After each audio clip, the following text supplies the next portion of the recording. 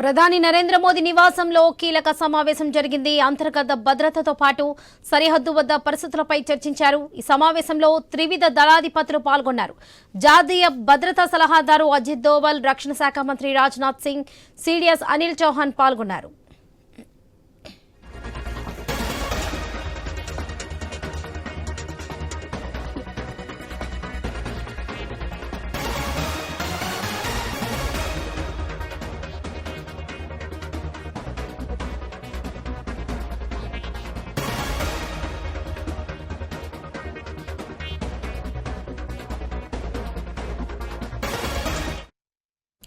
ప్రధాని నరేంద్ర మోదీ నివాసంలో కీలక సమావేశం జరిగింది. అంతర్గత భద్రతతో పాటు సరిహద్దు వద్ద పరిస్థితులపై చర్చించారు. ఈ సమావేశంలో త్రివిధ దళాధిపతులు పాల్గొన్నారు. జాతీయ భద్రతా సలహాదారు అజిత్ దోవల్, రక్షణ శాఖ మంత్రి రాజ్నాథ్ సింగ్, సిడిఎస్ అనిల్ చౌహాన్ పాల్గొన్నారు.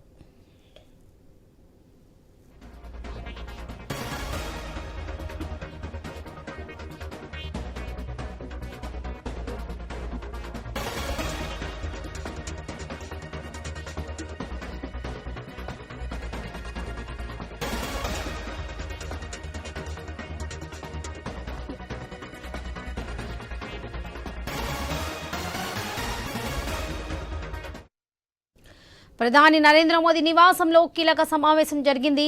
అంతర్గత భద్రతతో పాటు సరిహద్దు వద్ద పరిస్థితులపై చర్చించారు.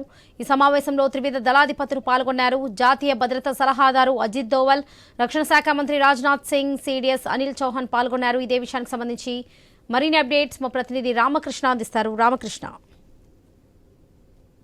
ఇక పాకిస్తాన్ తో జరుగుతున్న అంతర్యుద్ధం, పాకిస్తాన్ తో జరుగుతున్నటువంటి ఈ పహల్గామ్ గొడవ విషయంలో ఈ రోజు అత్యవసర సమావేశం జరిగింది. మరి కేంద్ర హోంశాఖ కార్యాలయంలో ఈ సమావేశం జరిగింది. 40 నిమిషాల పాటు జరిగిన సమావేశంలో అనేక కీలక అంశాలపై చర్చించారు. జమ్మూ కాశ్మీర్ లో భద్రతపై హోంశాఖ సమీక్ష జరిపింది. హోంశాఖ కార్యదర్శి గోవింద్ మోహన్ నేతృత్వంలో ఈ సమావేశం జరిగింది. BSF director general, NSD DG, అలాగే CRPF DG, Assam rifles director general, అలాగే central reserve police force DG, CASF DG, అంటే భారతదేశంలో ఉన్నటువంటి అన్ని పారామిలిటరీ ఫోర్సులకు సంబంధించినటువంటి డీజీలందరూ కూడా ఇక్కడ పాల్గొన్నారు. మరి ఈ ప్రధానమైన ఉద్దేశం ఏంటంటే ఈ పాక్ భారత్ సరిహద్దులో ఇక ఎల్ఓసి లో జరుగుతున్న కాల్పులు, ఈ నేపథ్యంలో తీసుకోవాల్సిన చర్యలు, మరి ఈ పారామిలిటరీ ఫోర్సెస్ ఏవైతే ఉన్నాయి, బిఎస్ఎఫ్ గానీ, సిఆర్పిఎఫ్ గానీ, సిఐఎస్ఎఫ్ గానీ, ఈ బలగాలను ఎక్కడెక్కడ ఉంచాలి, దేశంలో ఏ ప్రాంతాల్లో ఉంచాలి, మరి కాశ్మీర్ లో ఎంతమందిని ఉంచాలి, అలాగే ఎక్కడెక్కడ కీలకమైన సున్నితమైన ప్రాంతాలు ఉన్నాయి ఆ ప్రాంతాలకు తరలించాలి అనే అంశానికి సంబంధించి కేంద్ర హోంశాఖ ప్రస్తుతానికి ఈ సమీక్ష సమావేశం నిర్వహించింది. అలాగే రేపు కేంద్ర కేబినెట్ కమిటీ, సెక్యూరిటీ వ్యవహారాల కమిటీ సమావేశం కూడా జరగబోతుంది.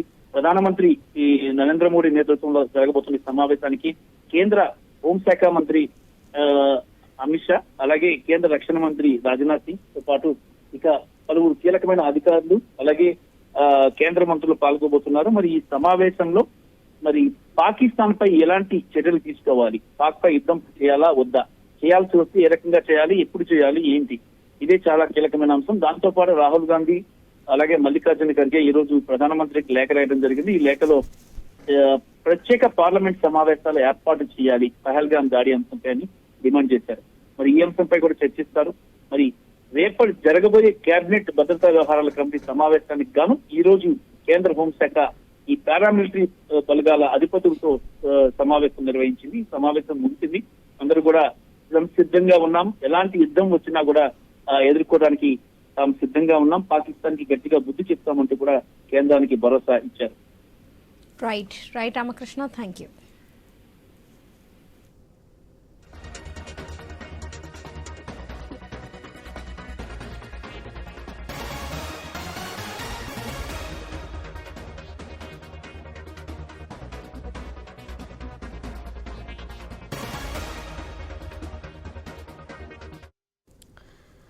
ప్రధాని నరేంద్ర మోదీ నివాసంలో కీలక సమావేశం జరిగింది. అంతర్గత భద్రతతో పాటు సరిహద్దు వద్ద పరిస్థితులపై చర్చించారు. ఈ సమావేశంలో త్రివిధ దళాధిపతులు పాల్గొన్నారు. జాతీయ భద్రతా సలహాదారు అజిత్ దోవల్, రక్షణ శాఖ మంత్రి రాజ్నాథ్ సింగ్, సిడిఎస్ అనిల్ చౌహాన్ పాల్గొన్నారు. ఇదే విషయానికి సంబంధించి పూర్తి అప్డేట్స్ మా ఇన్పుట్ శ్రీకాంత్ అందిస్తారు. శ్రీకాంత్, ప్రధాని మోదీ నివాసంలో కీలక సమావేశం అయితే జరిగింది. అంతర్గత సరిహద్దు భద్రతపై ఉన్నత స్థాయి సమావేశం అయితే కొనసాగుతుంది. దీనికి సంబంధించిన అప్డేట్స్ ఏంటి? Soni, good evening. కేంద్ర ప్రభుత్వ మంత్రివర్గ సమావేశం నిజానికి చాలా కీలకంగా మారింది. సో ఈ సమావేశాన్ని నిజానికి అంటే ఈ రోజు పరిస్థితులు చూసుకుంటే గనక ప్రధానమంత్రి నరేంద్ర మోడీ నివాసంలో కీలకమైనటువంటి సమావేశం జరిగింది. త్రివిధ దళాధిపతులు దీంట్లో పాల్గొన్నారు. అంతర్గత అట్లాగే సరిహద్దు భద్రతపై ఉన్నటువంటి అంశాలపైన ఒక ఉన్నత స్థాయి సమావేశం కూడా జరిగింది. దీంట్లో అటు భద్రతా సలహాదారు అజిత్ దోవల్ కూడా పాల్గొన్నారు. అటు రక్షణ శాఖ మంత్రి రాజ్నాథ్ సింగ్ తో పాటు సిడిఎస్ అనిల్ చౌహాన్ కూడా పాల్గొనడం జరిగింది. ఇట్లాంటి నేపథ్యంలో పాకిస్తాన్ రక్షణ మంత్రి ఖవాజా ఆసిఫ్ ఎక్స్ హ్యాండిల్ కూడా భారతదేశం మంగళవారం బ్లాక్ చేసింది.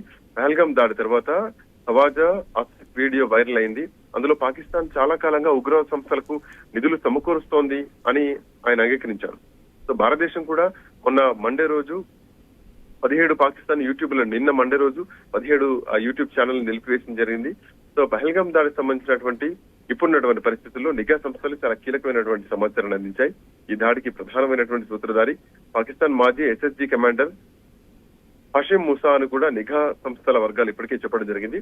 సో మూసా ప్రస్తుతం లష్కర్ తోయిబా కోసం పనిచేస్తున్నాడు. భద్రతా దళాలపై కాశ్మీరియేతరులపై దాడులు చేయడానికి అతన్ని జమ్మూ కాశ్మీర్ కి పంపింది లష్కర్ తోయిబా. సో 2024 అక్టోబర్ లో ఏదైతే గండేర్బల్ లోని గగన్గిర్ లో మూసా ఈ దాడి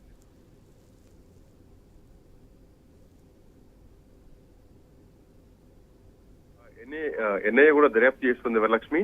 ఆ తర్వాత ఆ దృశ్యాన్ని నిరంతరం కూడా ఎప్పటికప్పుడు చూస్తుంది. సో అంటే ఎవరైతే టూరిస్టులు వీడియోగ్రాఫ్ రికార్డ్ చేసుకున్నారో అవన్నీ కూడా వీడియోగ్రాఫ్స్ ని ప్రతిదీ ఎన్ఐఏ క్షుణ్ణంగా పరిశీలిస్తోంది. ఇట్లా నేపథ్యంలో మొన్న జరిగినటువంటి 22వ తారీఖు జరిగినటువంటి పహల్గాంలోని బైసరన్ లో జరిగినటువంటి దాడిలో 26 మంది పర్యాటకులు ఇప్పటికే మరణించడం జరిగింది. సో దీంట్లో భాగంగా ఇప్పటికే భారత ప్రభుత్వం కూడా కీలక నిర్ణయాలు తీసుకుంటోంది. ఒక భద్రతా సలహాదారులకు సంబంధించినటువంటి సమావేశం కూడా జరుగుతుంది. సో ఇట్లాంటి నేపథ్యంలో ప్రధానమంత్రి నరేంద్ర మోడీ నివాసంలో అత్యున్నత స్థాయి సమావేశం కూడా జరుగుతోంది. అటు ఇంకో వైపు ఏంటంటే జమ్మూ కాశ్మీర్ అంతటా కూడా కౌంటర్ టెర్రరిజం ఆపరేషన్లు కూడా విస్తృతం చేశారు. ఈ క్రమంలో భద్రతా ఏర్పాట్లు, బలగాల మధ్య సమన్వయం కూడా తో పాటు ఇంకా మిగతా అంశాలపై కూడా చర్చించేందుకు ఎంహెచ్ఏలో అత్యున్నత సమావేశం కూడా ఇవాళ నిర్వహించడం జరిగింది. సో ఇట్లాంటి నేపథ్యంలో దీంట్లో మరీ ముఖ్యంగా అంటే దీనికి హోంశాఖ కార్యదర్శి గోవింద్ మోహన్ కూడా కీలకంగా పాల్గొన్నారు. సెంట్రల్ ఆర్మ్డ్ ఫోర్సెస్ అంటే సిఏపిఎఫ్ తో పాటు border security force BSF, central reserved force CRPF తో పాటు అటు సిఎస్బి అంటే సహస్ర సింబల్, at the same time ITBP, national security guard, NSG తో పాటు అసోం రైఫిల్ డైరెక్టర్ జనరల్స్ కూడా ఇందులో పాల్గొనడం జరిగింది. సో అయితే పహల్గాం లో ఉగ్రవాదులు అత్యంత పాశవికంగా 26 మంది టూరిస్టులను పొట్టన పెట్టుకోవడంతో జమ్మూ కాశ్మీర్ అంతటా కూడా కౌంటర్ టెర్రరిజం ఆపరేషన్లు ఇప్పటికే ఉధృతం చేశారు. ఈ క్రమంలో భద్రతా ఏర్పాట్లు తో పాటు బలగాల మధ్య సమన్వయం తో పాటు తదితర అంశాలపైన కూడా చర్చించేందుకు ఎంహెచ్ఏలో అత్యున్నత స్థాయి భద్రతా సమావేశం కూడా నిర్వహించారు. అయితే ఈ సమావేశంలో అంటే ప్రధానమంత్రి నరేంద్ర మోడీ నివాసంలో జరుగుతున్నటువంటి ఈ సమావేశం చాలా కీలకంగా మారనుంది. సో దేశం ఎట్లాంటి నిర్ణయాలు తీసుకోబోతోంది, ఎట్లాంటి కౌంటర్ టెర్రరిజం ఆపరేషన్ చేయబోతోంది అనేది మాత్రం కొంత సస్పెన్స్ కొనసాగుతుంది. బట్ ఏదేమైనా కానీ దేశ నిర్ణయం మాత్రం చూడాలి Varalakshmi. Right Srikanth, thank you.